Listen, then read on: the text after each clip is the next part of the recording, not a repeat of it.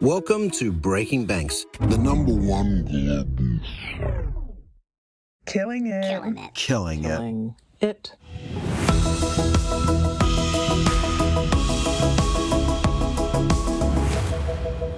This is a particularly personal episode of Killing It for me because, well, it intersects with my own Killing It journey.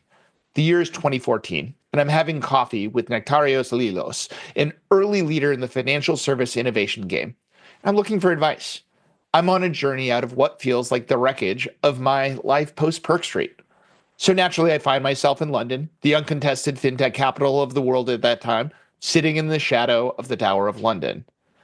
Nektarios was on a journey himself. He joined Swift, the global payments messaging service, in 2007 and played roles working with funds to working with startups. He had recently left to co-found Startup Bootcamp Fintech and Rainmaking Innovation, a corporate innovation studio. He left both 5 years later for some time away, which you'll hear about, before co-founding another fintech, which recently wound down. Along the way, he's picked up an abundance of hard-earned advice. This wasn't just a podcast, but a continuation of the therapy session, which we started a decade earlier. For those who haven't listened to this series, the name Killing It is based on the joke my co-founder Dan and I would respond with when asked how we were doing. And we would say, we're killing it. And then under our breath, like putting a knife in it, like we're killing it. Perkstreet, founded in 2008, was one of the first neobanks, and we crash landed when an acquisition fell through. Killing It isn't just about failed startups. It's about transitions and changes in identity. It's about founders successfully selling, and now their dream is owned by somebody else. It's about entrepreneurs who step away or are forced to step away. Killing It is about the journey of reinvention, and Nektarios has some very sage advice that has already impacted my life. I am so excited for this conversation. One, it's been way too long since we've caught up. You've been a big part of my journey from the Killing It to what I'm doing now. And you've just always had so much wisdom, but it's been a while since we've caught up. And you've been very public about your own journey and the struggles and the victories. But I want to start with, how are you? I'm doing really well. Thanks for asking, Jason. I don't know if it shows on the camera, but there's a little bit of sunlight still coming. I'm in the UK. It's about 5 p.m. now. I'm doing really well. I've got a bit of a sore throat and a bit of a blocked nose, but overall I'm fine. But I appreciate you asking. How are you? I'm good. Although I will say, in preparation for this, it pulled out, a couple scars that I thought had healed over. It turns out they were just scabs in terms of the journey. As I was reading up on what's gone on, you had been building Radish for the last 3 to 4 years, came to a decision that you needed to close it down. And I started going back and rethinking a whole bunch of, boy, if only Dan and I had done this, or if only I had done that, would things have been differently? So, why don't we start with what was Radish and what happened? Well, if you want to start kind of picking at scabs, you probably have to go a little bit further back than that. Radish was ultimately, I will take a little bit of a detour because I need to contextualize it. So yeah. I spent most of my life in innovation, right? Fintech, we were the first people to do fintech and insurtech around corporate innovation-led innovation activities, etc. And I walked away from all of this at the end of 2018 because I was really done talking to banks and insurers and hearing what they were saying, realizing they would never do the difficult stuff. They would always do the stuff that just is easy. It looks good on an annual report. It can generate some marketing value. So that deep frustration with the industry, combined with me personally being completely burnt out, was at the end of 2018, I'm done here. I also had some co-founder conflict with the business that I was running through what we met, right? And so I decided to take a break in 2019. And then I realized that I have no room for that because my dad died and I was dealing with the grief of leaving my business behind, which was my identity, but also at the same time dealing with the grief of losing my dad. So in that year in the wilderness, a few things happened, but one of them was me starting to exploring that one itch that I had in fintech about building my own real fintech company, because everything before that was accelerated, innovation consultancy, blah, blah. And through experimenting with doing something focused on the LGBT community, etc., I got together with a couple of mates and we felt there's a whole bunch of underserved communities that have real financing needs and the banks will never build for them because they can't even bother understanding why do these people need the money and why are they more likely to repay that loan, even if you don't have enough data on them. So Radish was ultimately born out of this recognition that there are people out there who would be amazing lending customers because they need money for a big life-changing thing. But because of who they are, the banks just go, you don't have a credit history or you don't have an income. We don't understand you. Therefore, it's too much effort to build this for, I don't know, 500,000 people because the segment's not big enough.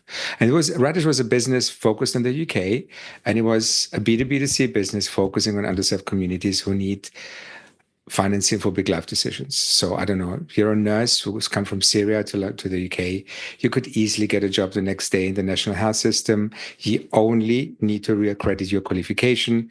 That reaccreditation process costs $3,000. Nobody will give you the $3,000 because no credit history, no income. Or I don't know, you're an elderly person, you have mobility issues, you need to build a stair lift in your home. You might even own your home. And that $5,000 for the stay lift, again, the bank will never lend to you because you're too old and you don't have an income. So, and we started discovering all these, so many different communities who all have their own specific needs and use cases. And on top of that, it was B2B2C because we wanted to do risk as much as possible. The communities have trust with somebody else. They don't have the trust with you. So we work through the organizations that handle the process. I don't know, a charity that deals with prison leavers or women escaping economic abuse charities or the stairlift manufacturer. So that was the premise of Radish. Wow. So, I mean, there's a lot to unpack here, right? So one, that identity, because, as I think about Startup Bootcamp and you had pulled me in when you guys expanded to the US and working with Jesse, and I think you're actually even the person who introduced me to Jesse. I'll have to go back and ask him. But like, I actually say I identified you as Startup Bootcamp in many regards, right? Like they're inseparable identities in terms of what you had built. When you decided to step away from that, did you realize like the separation, like that you're going to leave part of your identity behind? To quite an extent, because I was a very reluctant entrepreneur. So I left the industry. I was part of InnoTribe. We did some cool things, but still within Swift. So the decision to leave InnoTribe and join a bunch of people to start with Fintech and InsurTech then was quite a big decision because I never imagined not being employed. But also once I got into that and I realized you've got control over, you take decisions, you're the top of the tree, the buck stops with you and all that. It still took me a while to actually embrace the fact that I was a founder, an entrepreneur. Whilst working with hundreds of entrepreneurs who came through the program, and you could see the different flavors of it. Some of them were like me, who just left the industry. Some were like 20-odd-year-olds who come up with a cool idea. But by the time I left, it was very much my life because I didn't have a distinction at all between my personal self and my professional self. This was all just one big thing. And I was probably using Startup Bootcamp and myself interchangeably. So it felt, I was emotionally prepared that it's going to hurt. But I was not expecting it to be as bad as it ended up being. So how did you start to rebuild this strength, knowing how hard it is? Because like you saw it hundreds of times, not only like your own experience in stepping away, but the number of startups that went through Startup Bootcamp that ultimately weren't successful, or founders that did need to step away, where you'd witness that, right? You were on the front line with them. How did you start to rebuild? So one thing we haven't spoken about is in that year in the wilderness in 2019, I also started something called the Future Farm, which is an initiative that advocates for better well-being, emotional, mental well-being in entrepreneurship, that came out of seeing so many founders struggle. And in that world that glorifies the hustle and the Silicon Valley paradigm and all that, the TechCrunch articles and the Sifted news and all that, there was no room to say, you know what, it's really hard. So there was already an awareness that this is not easy, and I wanted to get involved in destigmatizing that a little bit. I also come from a home where I grew up around a severely depressed mother. So we had an awareness about mental health impacting your environment. So I've always been quite vocal about this at home. Like I recognize elements of depression creeping up in the last year in SPC, and also just the signs of real burnout. But at the same time, we're all super capable of just ignoring all the signals and pretending and talking ourselves into believing that everything is fine. There was a moment in 2018 where I was bragging about having flown Mexico City, Mumbai, Melbourne, Australia in 9 days. So I did this trip practically across the world because we had a program in Mexico, we had a program in Mumbai that was struggling, but we were also building one in Australia. So yeah, so that was my life. Now, how do I process that? I think for me, therapy helps. I had a therapist before, and I went back to my therapist in anticipation and actually said, look, I'm about to take this big step. I need that support. So a lot of it was just talking, but also recognizing that this is not going to be quick. Because people, and especially founders, well, what's the pill I can take to fix it quickly and move on, and just preparing myself. Keep moving. It was hard, though, because my dad passing away really threw me. Yeah. But at the same time, I had to focus on family. So it took away some of that focus on me, just navel gazing, because I had to be there for my mom, who's not well, and who ended up passing away 18 months later. So it's been bumpy. It's been bumpy. I mean, there's no pretense, right? And there's days where I was completely incapable of doing anything. And the good thing is that I acknowledged that this was necessary, and I wasn't giving myself a hard time for not being busy and not being active and not having lots of coffees and figuring out what to do next. You mean like the coffees I had with you when I came to London after Park Street to figure out? Yeah, flew our way around the world. Now, part of what I love about Founder Farm and what you and Vladdy were building was like, I was finding it cathartic to know I wasn't alone, right? Yeah. Because like you had said, the Silicon Valley, UK, the hustle, grind culture, especially with social media now, just makes that so hard. What are some of the stories you heard cropping up out of Founder Farm? So we started with the podcast. And the idea behind the podcast was to invite founders who were happy to talk about their struggle, to talk us through it. Really talking about how they experienced hitting rock bottom, what they were doing to get better. But the key thing that we focused on was what were the signals you saw but chose to ignore whilst you were in it? Because we wanted the listeners to go, actually, hang on a second, I'm experiencing that. Maybe I need to do something about this. So we have, 80 odd episodes of founder stories. But since then, especially since the last couple of years, we started actually going and meeting people in person. And for the last few months, I've been doing a lot of these talks in front of real people. Usually small groups, 20, 30 people, quite intimate spaces where you create an environment for vulnerability. And I usually lead with my own story because I want people to really relax around what we're going to talk about. The stories are harrowing, Jason. I can pick any story from 5 years ago when we started the podcast to the one I heard at the last session, because everything is very personal. There was a guy who came to me at the end of last year after a session and said, I run a business with my dad. The dad is the inventor. He's the product person. I'm the CEO. I'm the salesperson. Our mother passed away a year ago. We haven't been able to sit down at a table and jointly acknowledge that for a year now, because the tension we have in the business is already bad, that we just don't want to be around each other after that. And you go, wow, yeah, there's one. 3 years ago, Money 2020 Vegas, private session. Money 2020 runs this separate conference called Rise Up, an amplifier which is for women in financial services and for underrepresented founders in financial services. And in that room, a woman raised her hand and said that the stresses of building a business triggered premature menopause in her early 30s. I believe that. There's people who talk to us about suicidal ideation, people talk about the depression, people try to add color to what anxiety means. We had an amazing Pakistani founder on the podcast who had a business that practically lost all their clients overnight because of some sort of rumors in the market. And they really struggled to turn this around turned it around, went back to profitability, and literally the week after, she got up one morning, got into a car, drove to the office, and could not leave the car. So she sat in her parking lot outside the office for 8 hours, drove home, and did this for a few days until both her family and the business realized something's up and they had to stage an intervention. It's people who, I don't know, there's somebody who walked up to me and said, that 5 years ago he was lying in a hotel room with a gun in his mouth because he lost his wife, his business, and all his money. Divorce and separation is quite common. So that's what I'm saying. It's so many different stories. But the interesting thing is that everybody has one thing in common. It's that you don't acknowledge what's happening when it's happening because you're too busy building, right?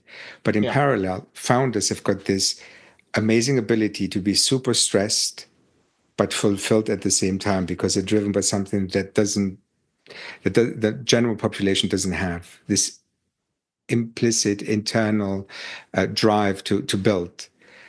But once you're doing this, you also gradually isolate yourself. So you give up your network little by little. The people that you have as a support system gradually vanish because you make a choice, because I'm too busy for this acquaintance or that family gathering, whatever. And in the end, you get to the point where even the life partners are no longer either interested to hear the same story or are frustrated for having spent all the money or the savings or whatever it is, right? But there's a lot of people are just very, very lonely and very isolated. That speaks to me. Like my wife and I talk about this, that being a multi-time founder, that part of the natural state is stress, like you talked about. Yeah. And she goes, I don't like your stress stressing me out. I can see your stress all the time. And it's like an addiction. Actually, another Greek episode, Koki Hasiotis talks about this very freely. She goes, it kind of ruined me because there was pre-startup me and there's post-startup me, and I don't like it because I don't know how to turn that part off again. Yeah. It's interesting, the turning off. It's about managing it and knowing what's happening. And this is why when we talk to people, the first thing we want to be able to get is just figuring out how to check themselves.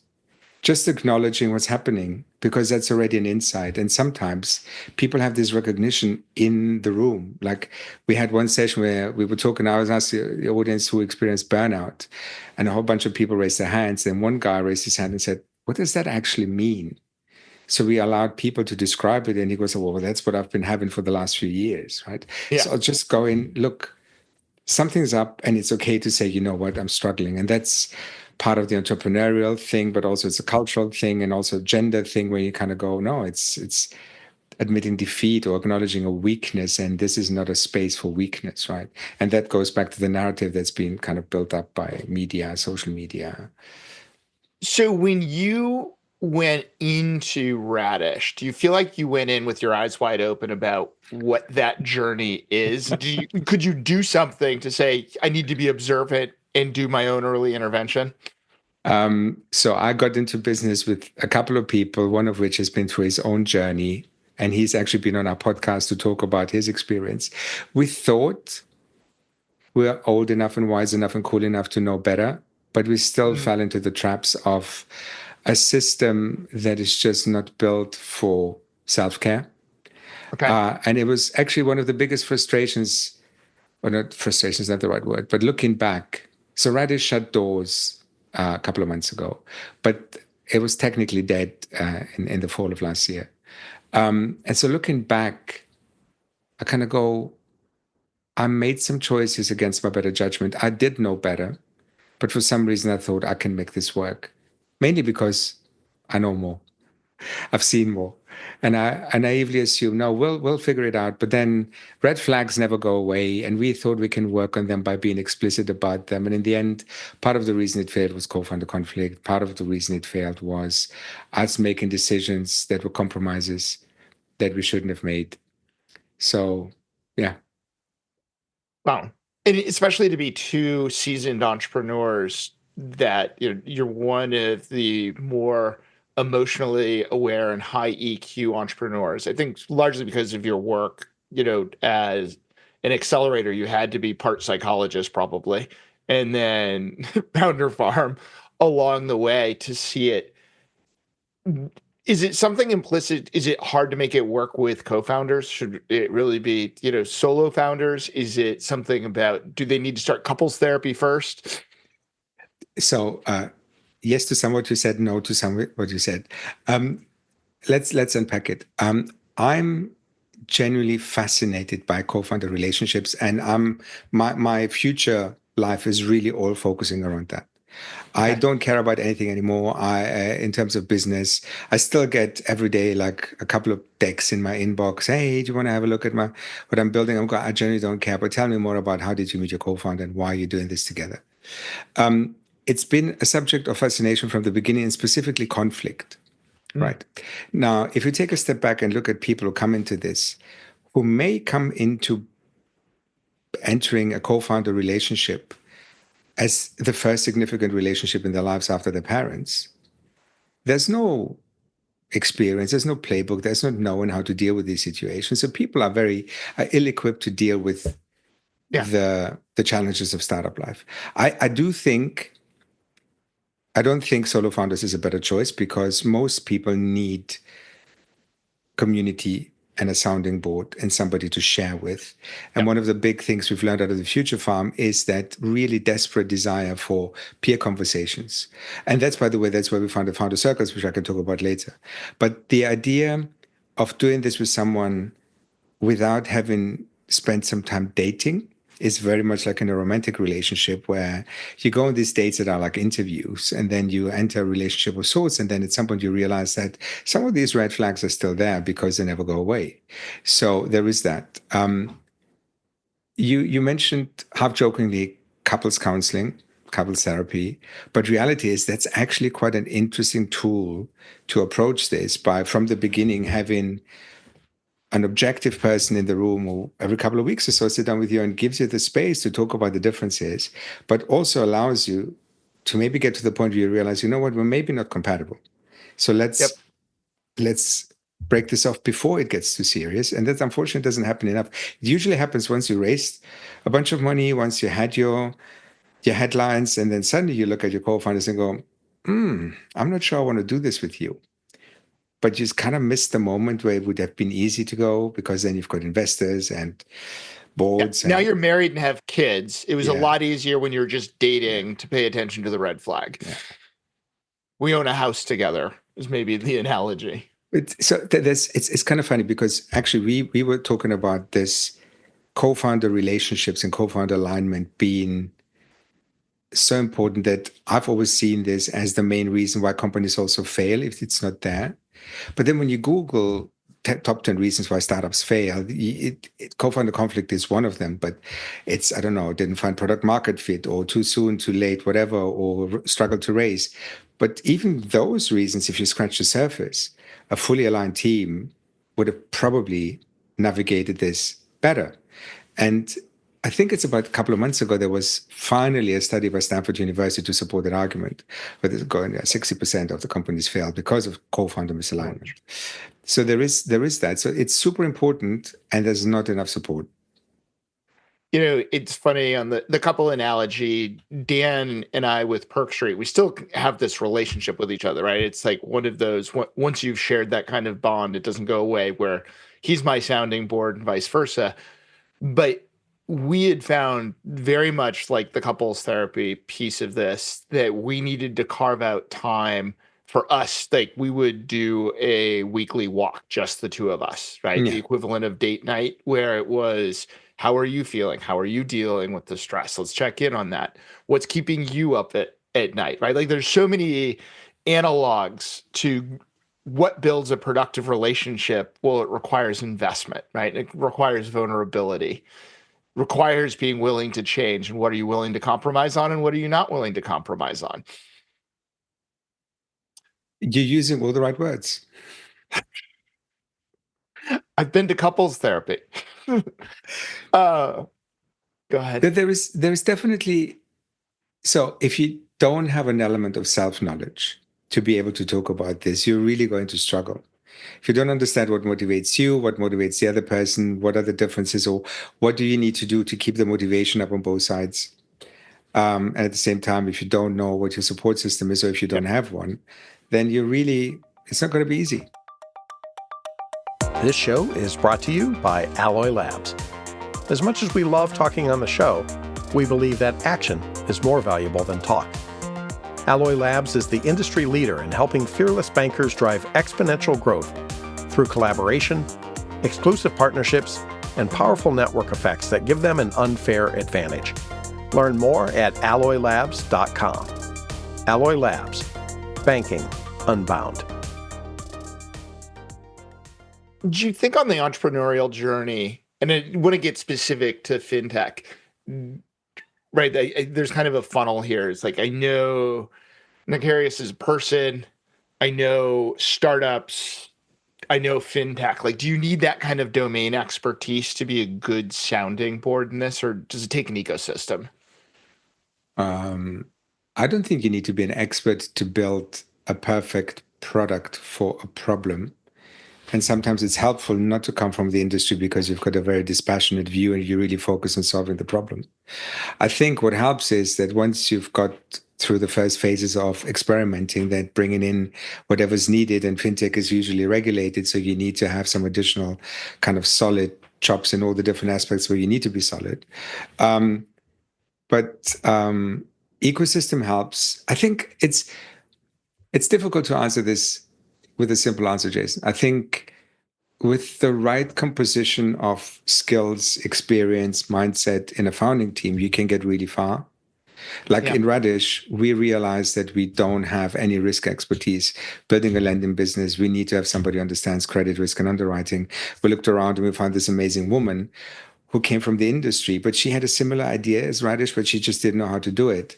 So her first few months in Radish was very much reprogramming the brain to think like a startup. So she had quite a bit of a journey to come to that, but her expertise and her nimbleness in adapting to the new reality was just amazing. And it's kind of funny looking back how she now looks at founders who come up to her and go, oh my God, this is so industry focused, and you need to reframe the way you look at it and all that. People can learn, but it also needs to be complementary. I really believe in that complementarity, because very often you've got people in founding teams who think the same way, who approach things the same way, and that causes a lack of diversity in thinking, which sometimes can be difficult, right? Yeah. You need that productive conflict, right? Like the best ideas can come through figuring it out. Yeah. So let's talk about this next stage of your journey, because you have such a beautiful through line of like how you've taken these to say what could be perceived as obstacles became opportunities for you in not just self-growth, but helping grow and heal the ecosystem with, Founder Farm. And let's talk about this next chapter. Yeah, it's really funny here you say that this is a through line, because for a lot of people it's very much a zigzaggy, meandering path. But I'm glad you say it, because there is an evolution. Look, I'm 58 years old. I don't need to prove anything anymore, and this is really an important thing to acknowledge at the get-go, right? From the get-go, because I think with Inner Tribe and with Startup Bootcamp in the early days, there was a real desire to prove that we can do corporate innovation differently, and we can be new and pioneering and experimental and all this. And both with Radish, it was like, okay, it was a new thing. So I've always been driven by something that doesn't exist. I have I know this is an itch I always have to scratch. So, but I've kind of ticked all these boxes now. I've tried Radish, and I still think there's potential. We just probably weren't the right team at the right time, and maybe need somebody younger or more hard-skinned, but in the end we were just too tired to try it again, to raise another round. And when we had an investor pull out at the very last minute, and we were overexposed and just depleted.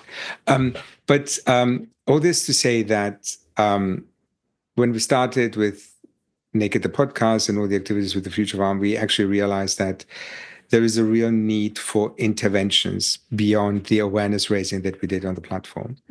And for me, it's very clear there's two real issues that need addressing. One of them is creating this space for peer conversations in a facilitated founder environment. So I joined forces with a wonderful woman called Christina Richardson, who started something called Foundology a while ago. And these are structured founder coaching sessions with a founder coach where they don't have to explain the context. So people come into a safe space. It's confidential. They bring in a problem. There's a beautiful format that we use to get people to peer coach each other in different scenarios and different contexts. And that creates community, but also, like with a therapist, you know that you've got a place to take things to when things get tricky. And it's amazing to get the testimonials from people who've been through this. And we do this in a B2C capacity, but we also do this B2B2C through accelerators, sometimes with investors who want to create something for their portfolio companies where they can, beyond the program, for instance, have this regular mechanism, and it's not expensive and it's really easy to sign up. So this is one stream. And the other stream is focusing more with teams rather than with an individual founder who wants to be part of the peer session, where you get them to better alignment by taking them through a 2-day workshop that gets them to introspect and ultimately understand better how both sides, everybody around you communicates, and how you need to be communicated with, and how different motivations form a little bit the way, or a lot how the way you interact. And it's using a model that I've actually used with my businesses, where I brought facilitators in to help me go through some conflict, and it's been transformational. So we're looking to launch this in a couple of months. We've got a couple of pilot events in May. And for me, these two things, in addition to the content piece, is just churning the awareness raising, getting people just to hear that you're not alone and there are ways you can actually get better, is what I see myself do for the rest of my professional life. Mind you, until something else flashy comes along 10 years down the line, and I'll be nearly 70, and I'm going to go, I don't know. Here's my last shot. Yeah. Yeah. But I don't. Yeah, go ahead. No, I was going to say, is this going to be UK only? Is there a way for... Absolutely not. We're starting in the markets where we're comfortable with. And the founder circles exist in the UK at the moment, but because they're remote, we already have people dialing in from other parts of the world, including the US.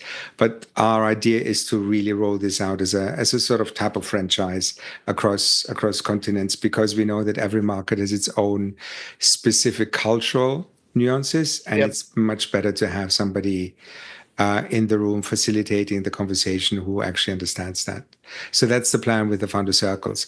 With the other thing that hasn't got a name yet, this is not going to be super scalable. This is really more about me getting my hands dirty by working with the founders directly, because I really enjoy it. But we can travel. Yeah. Just not Minnesota in the middle of winter to... Yeah, I'm at the moment a little bit cautious about traveling to the US, full stop. But I hear you. I will travel to you. How about that? If people want to tap in from Founders Farm and Founders Circle, like, where should they be following and listening? We'll post this in the show notes, obviously. Yeah, so there's literally two main platforms. The one is the futurefarm.co, which is where we've got the podcast, but the podcast is called Naked by the Future Farm. It's available on all the podcast platforms. Foundology, we have our own webpage. There's a startup offering and ecosystem partner offering. It's straightforward. Visit the webpage or ping me on LinkedIn, and I can talk about this until the cows come home. So this is filling me with so much purpose and excitement that it reminds me of the early days of, to have the early days of Startup Bootcamp. We can really just talk to people about something really new and needed. And yeah, as you can tell, it gives me a lot of energy. Well, your energy is great and helpful for me, but even this conversation has helped part of the healing process. So I'm excited to, I haven't listened to all of the podcasts, but now that I know there's a limited number, that is a manageable number for me to get through the remaining 10 that I haven't listened to. But also just knowing this exists as a resource for, our portfolio and entrepreneurs that I meet, and that voice out there that it isn't all up and to the right.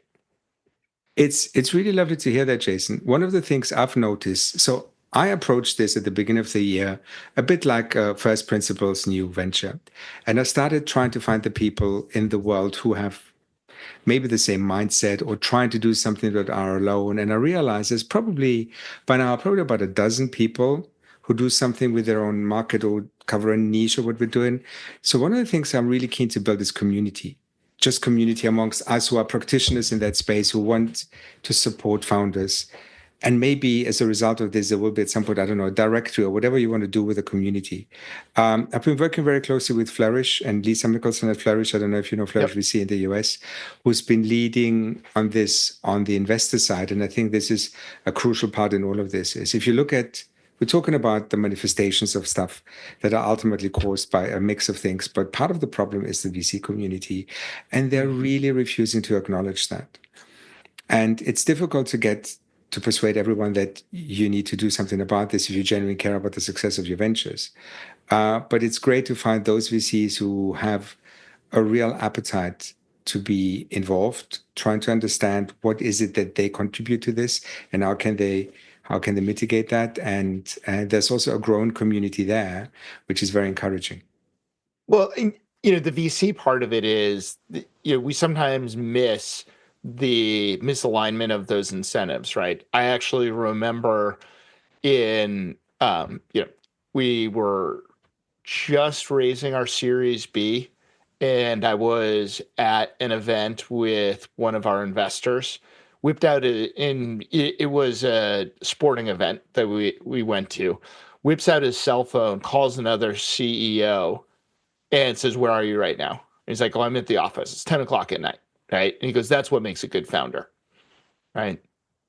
Yeah. And, on the other side of it, in my very first startup, when we were having problems, Brad Feld early on intervened, and they actually had the equivalent of that couples therapist that they had for all of their startups. I actually still have the paper materials from 1999 that this guy used with us and have photocopied and sent to lots of people. This is amazing to hear, but it also shows who's been around for a while and actually listened and observed what's happening, what's needed. And the ones who, well, when we started the Future Farm, we went out to the market and talked to the VCs that we knew because we wanted to have a sense of how does the market think about this. The quotes that we have are quite astonishing. I mean, things people are saying to us, genuinely, like verbatim, "I don't care if a company fails because the founder has failed. It's just part of the portfolio game." This was pre-COVID. COVID changed a little bit how people see things because suddenly you had investors experiencing their own struggles with isolation, with not being able to do things, with concerns, etc. Right, and LPs breathing down their necks, etc. And since then, there's also more research that just shows that a founder who knows how to look after themselves on all levels is just better performer, and that those data points are also contributing to the investor community being a bit more aware, but being who they are. It also flipped to the other side, and now that everybody's signing pledges, but nobody's really doing anything. It's interesting. In our portfolio, we've had 2 CEOs have babies while on the job, and both brought it up as a level of concern to us as an investor. Is like, does that worry you? That we'll be out. And it's like, absolutely not. Right. I'm more worried that you're not going to be able to carve out enough time, for something in that kind of important step in your journey. Right. And we consistently heard that was not what they were hearing from other venture investors. We had, I think the last episode we recorded, so we stopped recording naked episodes because Vladimir, co-founder, had a baby, and she's taken some time off to focus on her baby and her fintech company. But the last person we interviewed was a partner at Flourish. And if I were to summarize what are you guys doing to support your founders on their journey, the word was trust. Building that relationship of trust where if you're the lead investor, the founder actually feels comfortable enough to come to you with everything, including "I'm struggling," knowing that there's a judgment-free zone and the investor will do anything to support them, right? And this is the thing where I haven't seen much of. So, which partner at Flourish? Is it M? Yeah. I knew it. That sounds just like her stick now. And she means it. That's, part of the beauty is, it's easy to, especially with VCs, to tack on, here's our values and here, how we add value to you and what we do. But a lot of times it's empty words, especially on this trust side. Yeah. I just enjoyed hearing it from somebody where it was believable because you see the actions. Yeah. So as we wrap this up, what piece of advice would you give for someone who's listening and realize in that moment, it's like, hey, maybe I am struggling. Maybe I am burned out. What what is that first step on a journey towards healing? So nothing will happen without that moment of self-awareness and self-inquiry. So my first question, or it's actually two questions that I would ask any founder. One is, take a moment to figure out what are your stressors and your triggers. Mm. And the next one is, take a moment to figure out what is your support system and your energizers. And that already gives you a bit of an understanding of where you actually are. Because if you realize that you're high on your stresses and your triggers that are happening in your life right now, and at the same time there's an imbalance with whatever support you have, it gives you a bit of a shape. The next thing is, nothing will happen.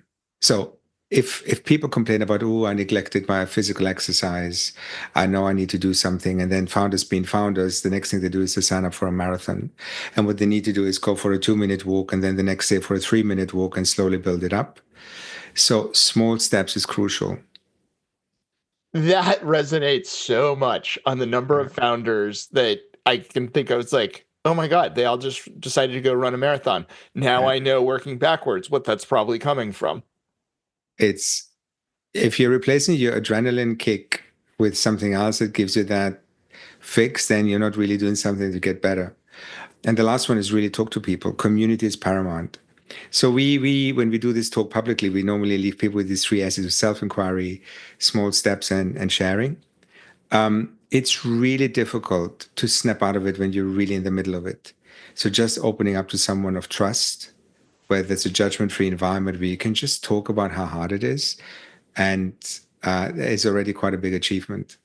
Well, and I want to harken back to something you said earlier that I think is really important, which is, as you're getting stressed, if you feel like you're cutting people out of your life, that is a big indicator. Like, was thinking back in that moment that you said it and saying, there was a very visible sign as I was paring that down and becoming more and more solely absorbed by the entrepreneurial journey. That should have been a big flag. It's always easy to look at the big flags in hindsight, right? The Yeah. key thing is, and this is why we focus on this when we talk to people on the podcast, so people hear this. Everybody has on their own little, I'm saying little, everybody has their own elements that indicate that. Some people, like I know, for instance, personally, and this is something I share quite publicly, when I get into these modes, which for me is a sign of depression, I start canceling things left, right, and center because I need me time. And that instead of using the time for myself, I just end up binge watching Netflix. And I haven't done anything for myself, but I also still have those calls that I need to make or these meetings that I need to take. And it's led to me sometimes not being available for days. Because I was paralyzed, and that kind of doesn't fix itself, right? So I need to actively start doing something about it. The sharing piece is really fascinating because that's something I experience every time I speak in these groups, that people are not necessarily comfortable sharing, but at the end of the session, there's a queue. There's literally people, because they feel this is somebody who's going to be gone traveling on to the next city or whatever. So it feels quite safe just to go and offload, and then have somebody who says nothing in a good way, who's not judging, who just acknowledges whatever that's goes on in their lives. And it's not easy. It's not easy when you're in it. Yeah. Well, and I think that's why community becomes really important, is to finish what you said, right? The natural extension is, I offloaded, I feel better in the moment. Nektarios like travels on, and I feel better, but I haven't actually done anything. I have no accountability to change without community. Bloody used to run something when she was working for a VC that they called Founders Anonymous, which was operating on a very similar principle, where founders could just judgment-free talk about their struggles. So there is an element here. We're all addicted to something, and we all need an outlet to acknowledge our addiction and fight our demons, and hopefully get to somewhere. Well, and I would say entrepreneurship is the ultimate addiction, right? Yeah. It can be devastating. It can be rewarding. It certainly takes you on a roller coaster, but it can really bring out those demons, as you said. And substance abuse is much more prevalent within the founder community than in the general population. That's one of the things that came out of the first study I saw about this from Dr. Michael Friedman. You're much more likely to experience substance abuse when you're an entrepreneur, if we're talking about addiction. But that takes us down a whole other rabbit hole. Yeah. Well, thank you for what you do in the community. Thanks for your vulnerability. Thanks for sitting down with me in 2014 and saying it'll be okay. Pick up the pieces. Was it 2014? It's 2014. Amazing, Jason. Wow. Thank you. No, thank you for inviting me to talk about this. I really appreciate it. Well, excited to see where all of this goes and what you can do in building this ecosystem. Thanks, man. Thank you. Appreciate it. That's it for another week of the world's #1 fintech podcast and radio show, Breaking Banks. This episode was produced by our US-based production team, including producer Elizabeth Severance, audio engineer Kevin Hersham, with social media support from Sylvie Johnson. If you like this episode, don't forget to tweet it out or post it on your favorite social media, or leave us a 5-star review on iTunes, Google Podcasts, Facebook, or wherever it is that you listen to our show. Those actions help other people find our podcast, and in return, that helps us build an audience that can be supported by sponsorship, so we can continue to provide you with our award-winning content every week. Thanks again for joining us. We'll see you on Breaking Banks next week.